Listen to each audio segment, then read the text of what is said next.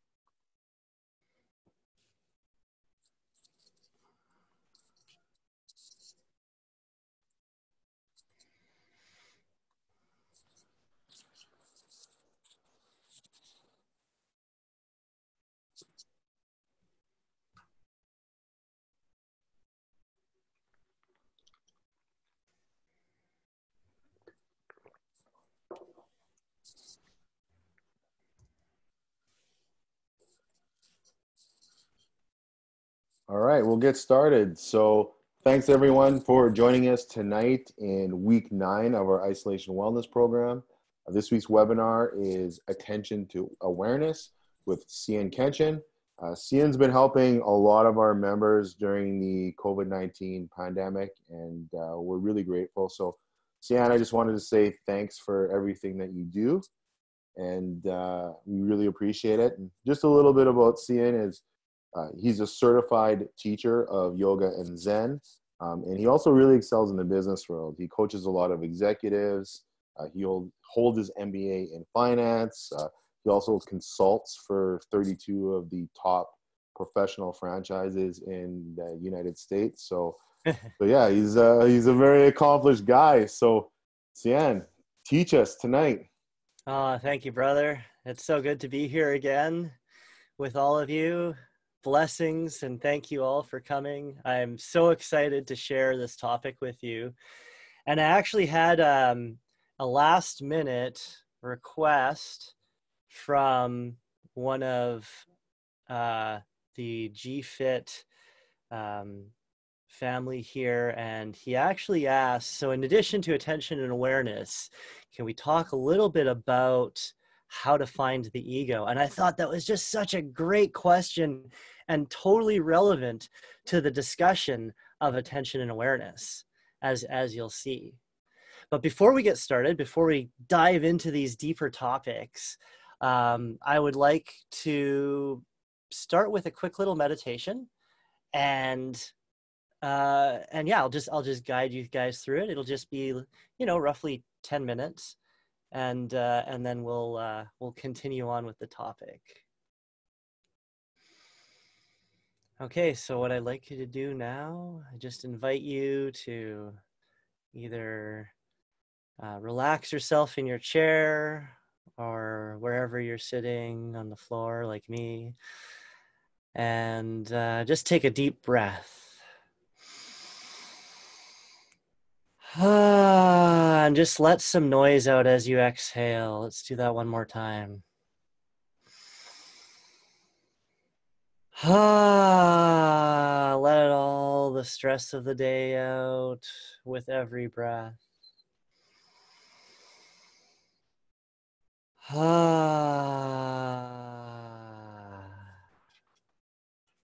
And now settle into your position.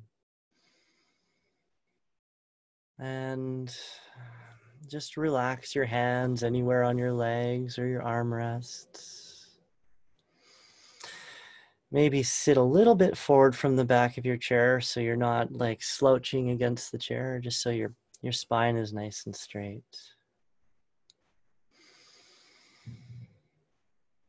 And now I'd like you to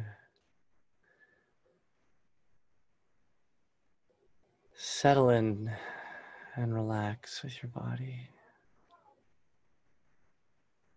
And now we're going to direct our attention to our feet, and we're going to do a simple little body scan. So we're not going to spend a lot of time on this, so we'll just start with the feet and just Move your awareness up and down the feet. Just scan the feet. And you're just looking for any sort of sensations that are there. Either the feeling of your socks on your feet or the floor. Whatever you see there. Now bring your awareness into your calves and your thighs and just scan these areas.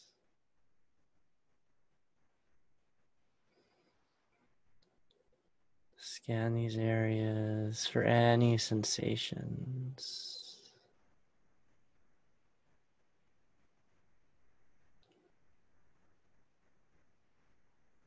Now bring your awareness into your belly and just notice how much tension you're holding in your belly here.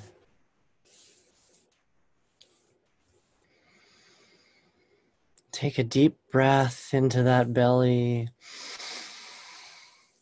And just let it sort of relax as you exhale and try not to tense it up again.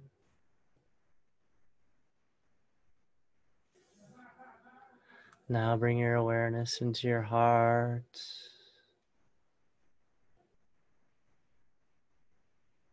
And just spend a little bit of time on this heart.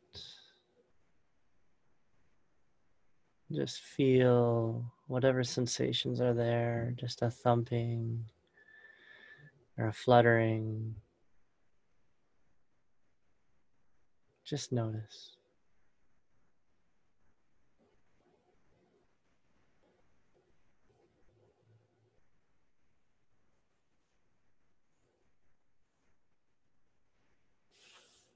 And now bring your awareness into your throat.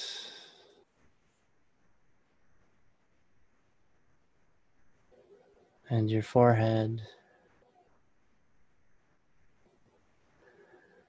And finally, the crown of your head. Just scanning these areas.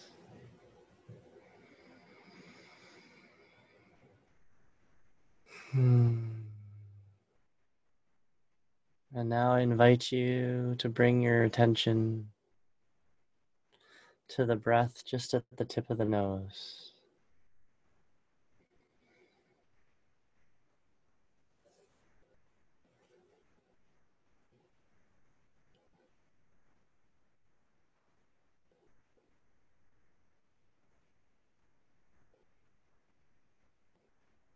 For every in-breath, just notice the sensations of the air moving across your nose.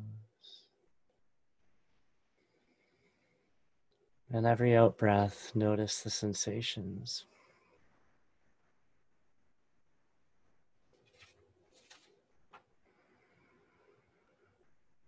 They might feel cold or hot, depending on if it's the in or out breath.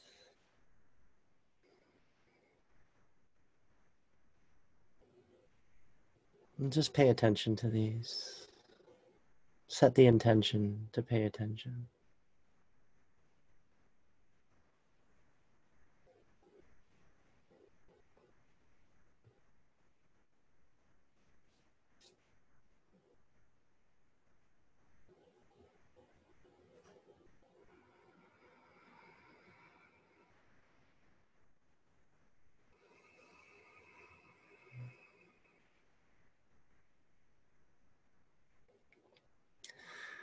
And if you should become distracted, simply notice and be thankful. And then bring your attention back to the breath at the tip of the nose.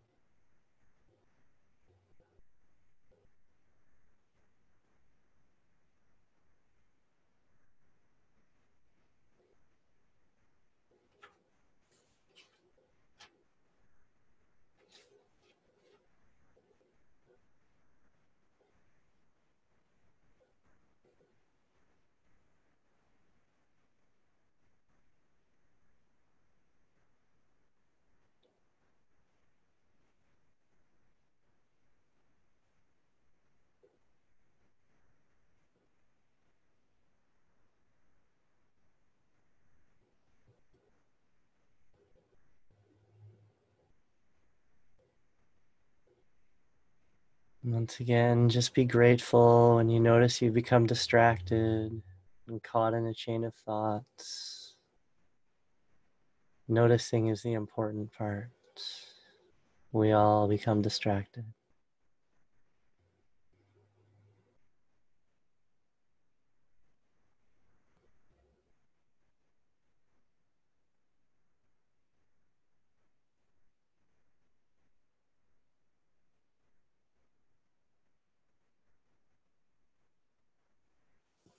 And take a deep breath.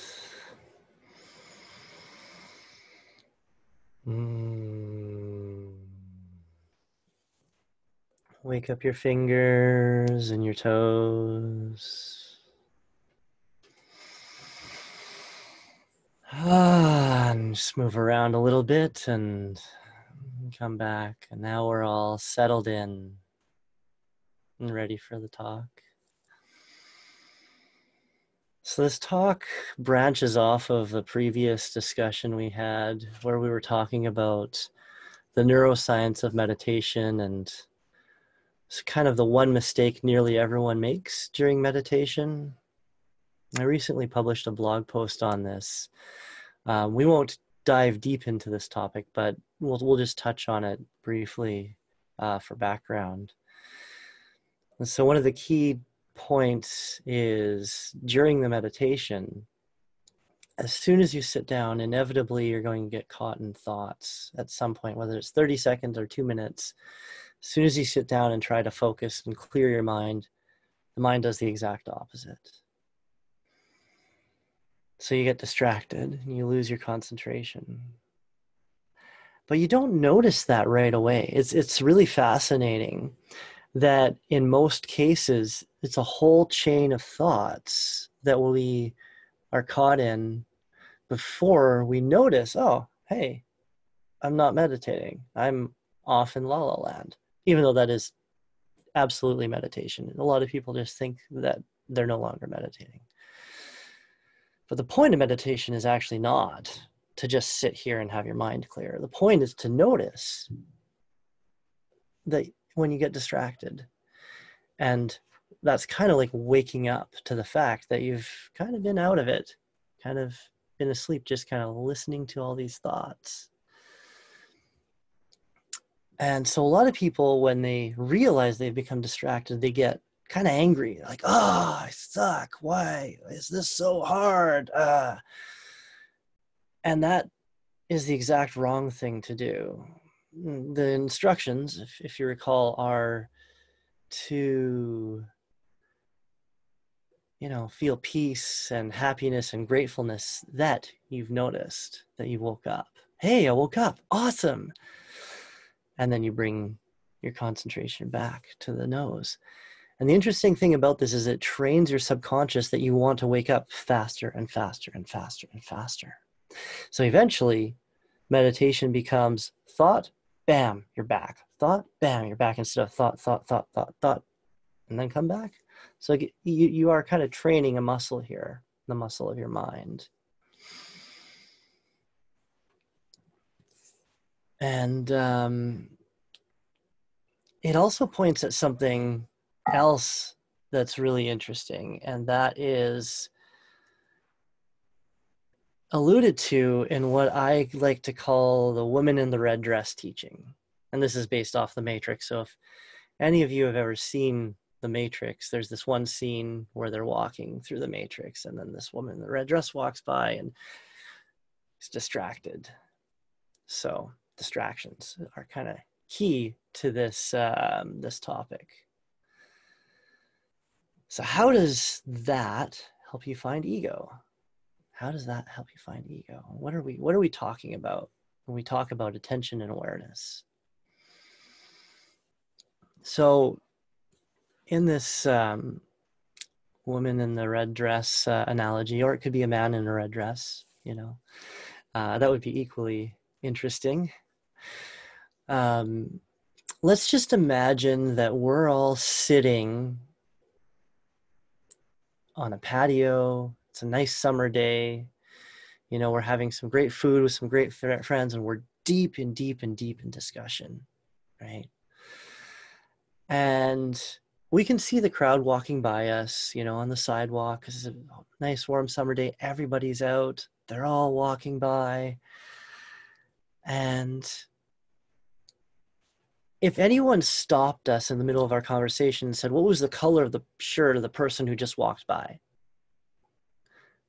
We'd be like, I don't know, I wasn't paying attention. So it's key attention, right? However, we're here deep in discussion, pouring our souls out, our hearts out, real, deep discussion.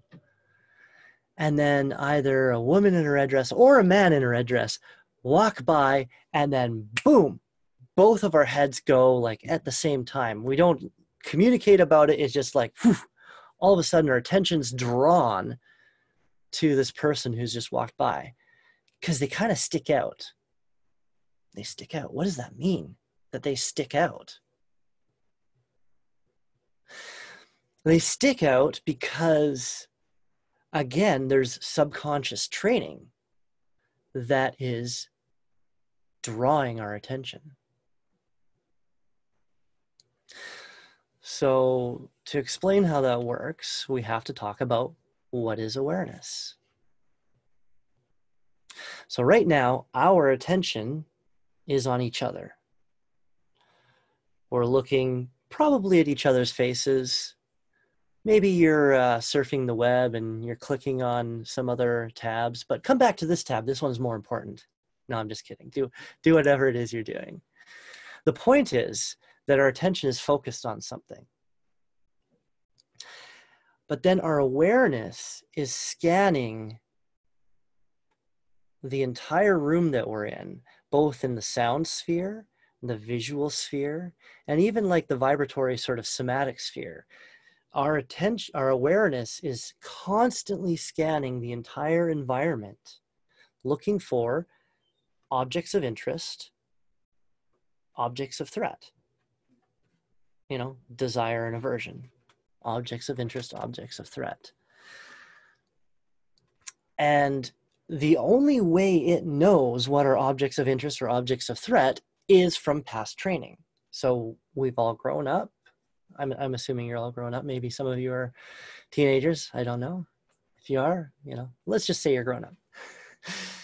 And we have X number of years behind us where we've like, oh, I like this. I don't like this. I like this. I don't like this. I like red cars, or I like women in red dresses, or, I don't like loud noises.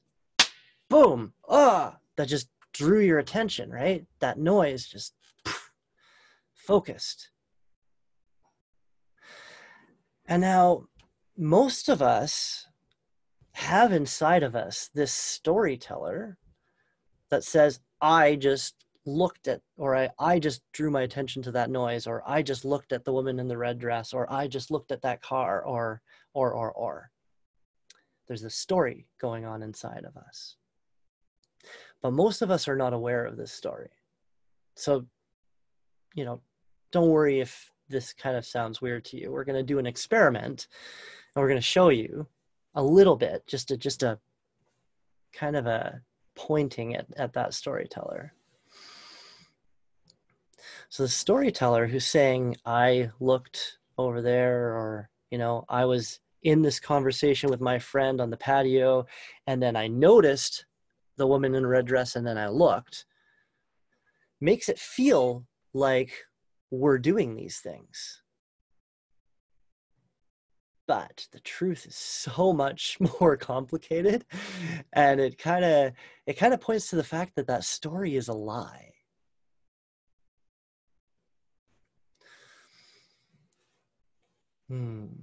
So, how do we know that we're not in control of our own attention? Can you guess? Do you remember when we were just meditating a few moments ago? Okay, I want to be focused on my nose. I'm going to focus as hard as I can on the breath at the tip of my nose. Have you ever tried that? It doesn't work very well, does it? What happens? Lost in thought.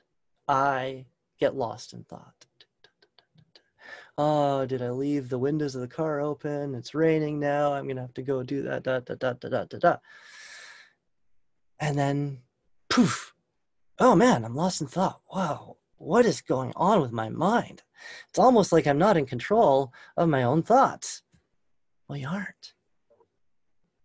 That's the point of this experiment, is to show you, try and control your thoughts. Try and control your attention, even just on the nose. Go outside and try and control your attention. It's only a matter of time before something happens. Poof, you fall asleep, and then your attention's diverted elsewhere. This is a subconscious process that has been trained to divert your attention to things that it thinks you think are interesting or threatening. And it takes feedback from you. So it's directing your attention at all these things. And you're saying, oh yeah, I do like women in red dress. Yeah, because what do? You appreciate what you're looking at. Or, oh, maybe I don't like women in red dresses. So you're like, why did I look there? I don't want to do that, right? It's the same with your thoughts. You're like, oh, why am I looking at these thoughts? You know, thank you for waking me up. Come back. So there's all these different ways that we unconsciously train our subconscious into how to direct our experience. But we have this sense that I am in control until we actually sit down and look. Until we sit down and look at, well, can I control my attention? And how long can I control it for? Most people, North Americans especially, it's less than 30 seconds. You know, we only did like a 7-minute meditation at the beginning of this. And yeah, you can train and you can extend that. You know, some advanced meditators can absolutely stay focused. If they get into certain states, can stay focused for hours at a time. Not always. There are different levels of consciousness where you can pop into these levels and then you have very good concentration, but then you tend to come back and then you're, you know, down to 10 minutes or 20 minutes or something like that. So let's review this scenario where we're sitting across from each other on a patio, lost deep in thought, talking to each other, really engaged. Boom, attention goes. Almost immediately, our attention's drawn at the same time by the same object. And it's not like we knew that it was a red dress, because like the last 10 people who walked by, who knows what color their clothing was? We weren't paying attention. We're locked onto each other. That's a key aspect of this. But unless you actually are paying attention to that experience when it happens, you miss it. You just, all of a sudden, you're looking at one in a red dress and now you're back in conversation. It wasn't noted. There's no, right? When you start to meditate, you start to pay attention to these shifts in attention. Right? You start to notice, okay, I was paying attention to my breath. I lost my awakenedness. I was lost in thought. And at some point, I got awoken to the fact that my attention had been diverted. And then I brought my attention back. And I kept going on in this cycle. And so now you're learning to pay attention to the way that your attention shifts and the way your levels of awakeness shift. So this does something really interesting to the mind, and it's called metacognition. Metacognition. So above cognition, or second order. It builds the facilities in your mind to become aware of the content of mind. So instead of just being in thoughts, being in feelings, being in it, in this experience, you're now starting to step back a little bit, build this metacognition by paying attention to how awareness and attention are shifting and interplaying. As you build this muscle memory, you build this metacognition, and you start paying more attention to what's going on inside the mind. And that allows you to start, when you're out in the world even, noticing those shifts as well. And so this building of metacognition is what allows you to see ego for like possibly the first time ever. Instead of being ego, you just start to see it. Now, it is actually a little more complicated than that, but for simplicity's sake, let's just say that we're now seeing ego for the first time. There's multiple layers is the complexity, but for today, seeing that process of attention shifting around and coming back, attention shifting around and coming back, and building that metacognition that allows you to inspect deeper internally, even while you're out in the world, even while you're at work. That is how you find ego for the first time, is just literally meditating and paying attention to these shifts, not worrying about getting lost in thought, not worrying about the lack of focus, but treating it like an exploration of your own mind. Treating it like, the more I pay attention to what's going on and to how things are shifting and moving inside of me, the more likely I am to see that some of the things inside of me seem to be automatic and I'm not in control of them. Like a lot of my thoughts, like a lot of my feelings, like a lot of my emotions. My heart beating, there's one that we all know, right? So it's like, it's easy to say I'm not my heart. Although some would argue that, but it's another day.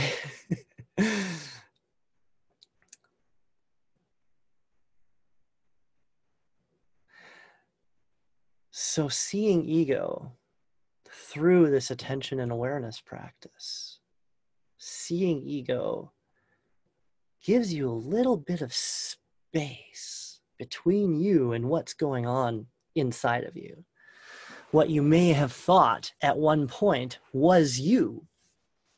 Like, I direct my attention. I get up and I go up the stairs and I, get on phone calls and I'm on this Zoom call. I mean, I'm not going to argue, you are on the Zoom call. But there is an argument to say how much of you decided to be on the Zoom call versus on that other website, right? Maybe you really wanted to be on the Zoom call, but then you're like, I forgot to do that Amazon order. I'm just going to go do that, right? That's another shift of attention.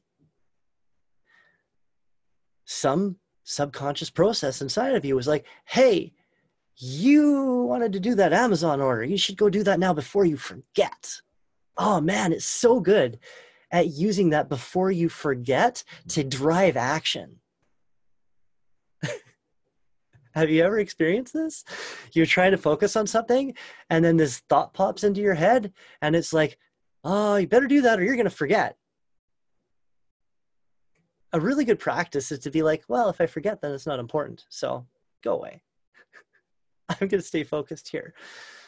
This is training in focus, training in attention, training in awareness, but also noticing where these things come from, that they just kind of pop in. You know, you're not going and digging them out. They're just popping up. And that's that subconscious process, which we also will call ego in this case, saying, it actually doesn't say you're going to forget. What it says is, oh, I'd better go do that Amazon order or I will forget. So it's very sneaky. It's very sneaky because it uses the word I, and you as the one becoming aware of this message think that that's you, because it's saying it's you. It's like, oh, I am Cian. I forgot to do this Amazon order earlier, so I'm going to do it now, or else I'll forget again and it won't get done. Poof! Attention shifts. No longer on the Zoom call. Now I'm on Amazon, half listening to the Zoom call. Do you see how tricky that could be? That if you weren't really paying attention to things, which most of us aren't, that would really feel like it was you. And for many of you, it probably does. This may be the first time you're actually hearing that narrative that goes on inside your mind isn't you. You're the one hearing it.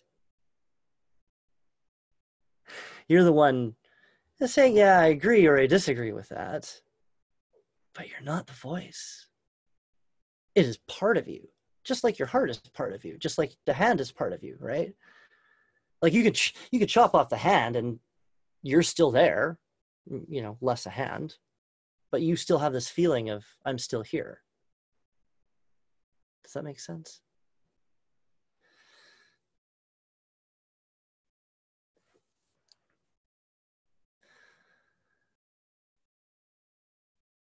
And you can also, quote, chop off the ego and like layer by layer, peel the layers back and still be there. But just know that this story isn't you. And that takes time. But this first practice, this first kind of like attention and awareness, what we're pointing to with these words, with the woman in the red dress and the meditation instructions, it's meant to help you see that narrative. It's meant to help you see how little control you actually have over the ebbs and flows of the mind. That you're not actually deciding which thoughts to have, that you're not actually deciding where your attention should go, that you're a receiver of this stuff, and you can agree or like or dislike it, and that tweaks it. But the subconscious process is actually in charge of a large portion of your experience. So now that's all words, and what I've found helps the most beyond words is actually experience. So what we're going to do is we're going to do another quick little meditation. Say 10 minutes. We'll go till like quarter after. And what I'd like you to do during this meditation is like you do try to focus as much as you can on the breath. Like really give it a go. Just leave no doubt in your mind that you tried to focus on the breath as much as you could, so that when you do lose focus, you're like, wow, there's absolutely no way that was me, because I was really trying to focus. All right. So pay attention to when your attention gets torn away. And also when you're finally become aware of your attention getting torn away, try to notice how long it's been. It's going to be really hard because it gets kind of murky in between that, like losing your awareness and then becoming aware that you were distracted. Don't feel bad but just note that you have a sense that there was some time between those two events. So focused, loss of focus, thought, thought, thought, thought, thought, notice thought. Okay, come back, focus, focus. Okay, so pay attention to those events as they happen. And then when they are happening, you can even actually take a moment to consider what that means in the context of this conversation about attention and awareness and who really is in control. Okay? Okay. So get settled into your meditation position again.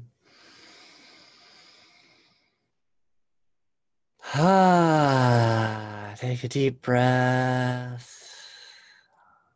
You close your eyes if you close your eyes.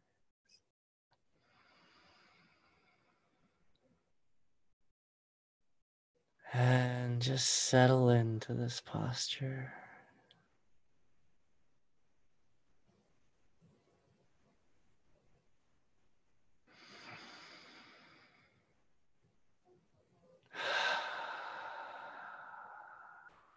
And now bring your attention to the breath at the tip of the nose.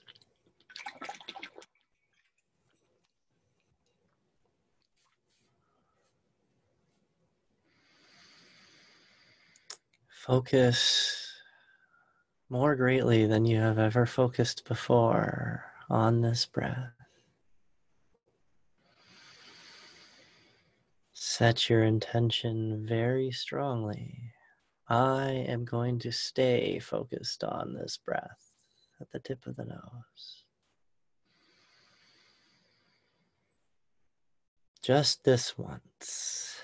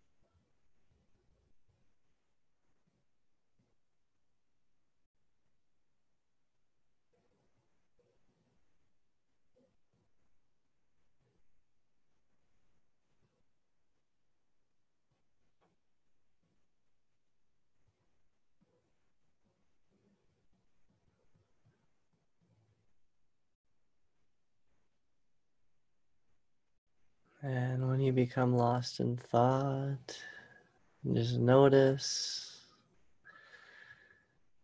Try to see all the chain of thoughts that led you to this spot. And just think about what that means. Setting attention on the breath and then losing it unintentionally.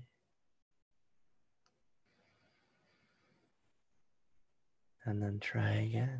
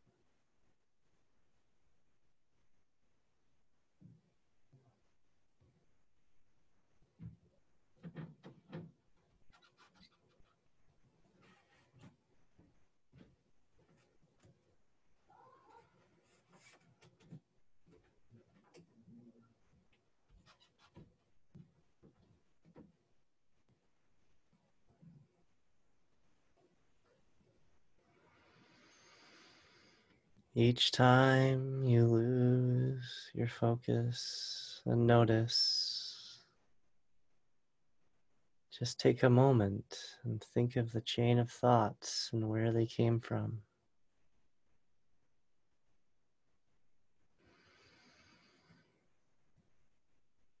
And how did you lose control over your focus? And if it's not you who's in control, who is it?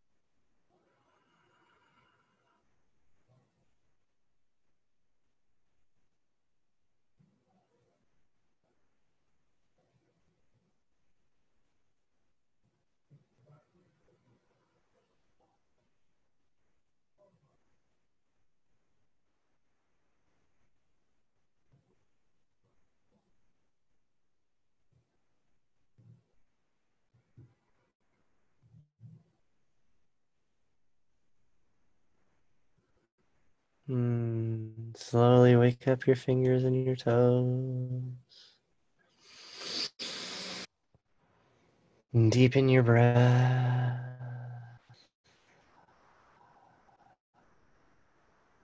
And you open your eyes and come back. Now you can go back to browsing Amazon or whatever and listening or paying attention to whatever it is you want or whatever it is who wants. That's the real question, right? If I'm not in control of my attention, who is? Or more appropriately, what is? Right? We already accept that we have these subconscious processes that, keeps our heart beating, semi-subconscious that keeps us breathing. You can go to sleep and you're gone. You're gone. Heart keeps beating, lungs keep breathing. It's all automatic, right? And yet we have this belief that I'm in control of my thoughts, my feelings, my attention. And yet when we actually look, none of that stands up to scrutiny. Who here thinks they're in control of their emotions? Put your hands up. Put your hand down. You're lying. Maybe lying to yourself. Most of us will admit that we are not in control of our emotions, that they all often get the better of us. Maybe not all the time. I'll grant you that we can often push them down and try and control them, but we also know that eventually they explode out, right? And that's why we're taught it's not good to control them, because they come exploding out. So there are all these components of who we think we are that we are clearly not in control of. And yet we still have this belief that we are in control of them. Why is that? Well, I'll tell you, it has something to do with that little story that we keep hearing of, I did this, I did that, I got up, I'm having a Zoom call. We're constantly hearing I, me, mine in our heads. I wonder if she's going to like me. I wonder if he's going to show up on time. I wonder if I'm going to get paid. You notice that it's a constant thread there of I, right? Now, don't worry. I'm not going to say that's bad. It just is. It's just the way we're designed.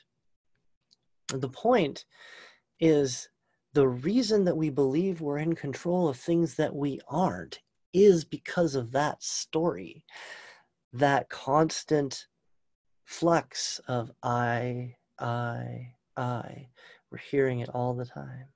I raised my hand. I dropped my hand. I tapped my chest.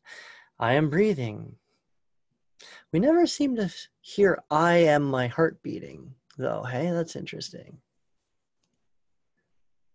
So there are certain parts of us where we've been like, yeah, we've been able to externalize. That's not I. That's part of me, but it's not I. Now that's right there. One of the most profound realizations is that there are parts of me that are not I. There's a part of me, my hand, my heart, is part of me, but it's not me, right? Maybe you think your heart is me, and that's okay. I'm just saying that there are certain parts of you that you're like, well, it's part of me, but it's not me.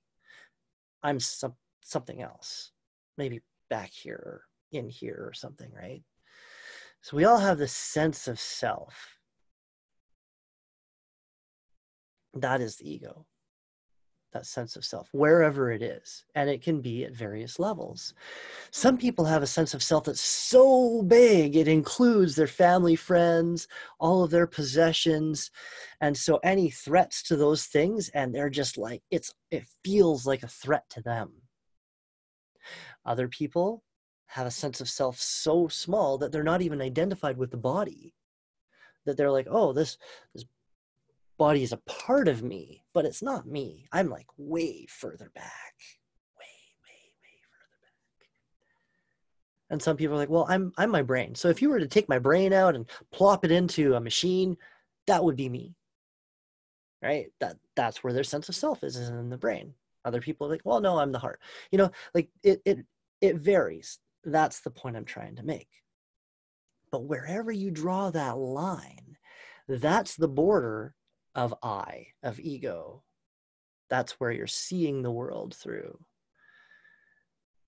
And a lot of that is controlled by the subconscious. And these exercises that we do help us see the parts of us that we're not in control of, like the heartbeat, the breath, the thoughts, the feelings, the emotions, attention.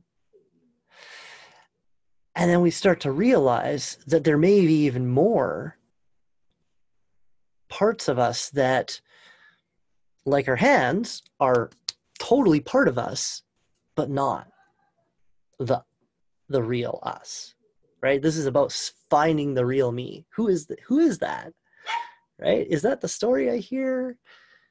Is that the things I'm interested in, the thoughts, feelings, emotions I'm experiencing? Or is there something behind all of that? And that's what meditation helps point to, helps give you the experience of little by little. And so over time, you build up this metacognition, like we were talking about, by looking at what's going on inside.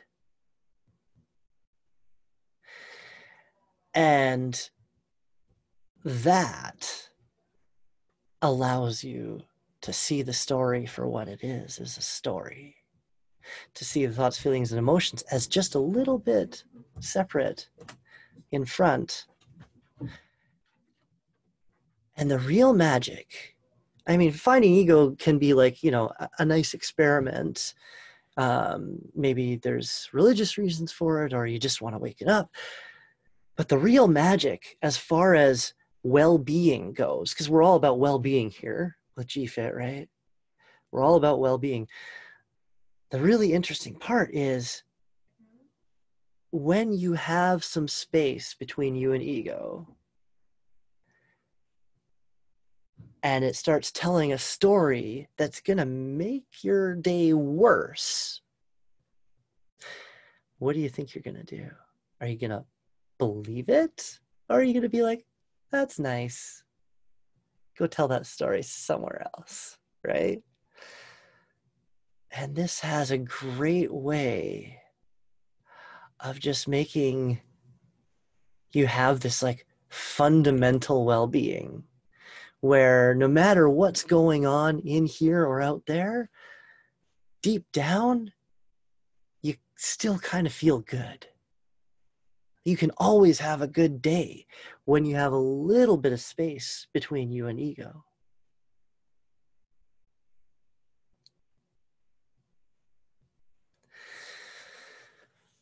So, yeah, I guess I'd like to open it up for some questions then. Grant, are we able to take questions on here?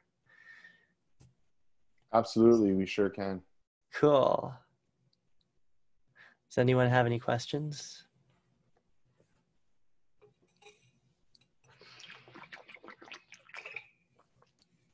Oh.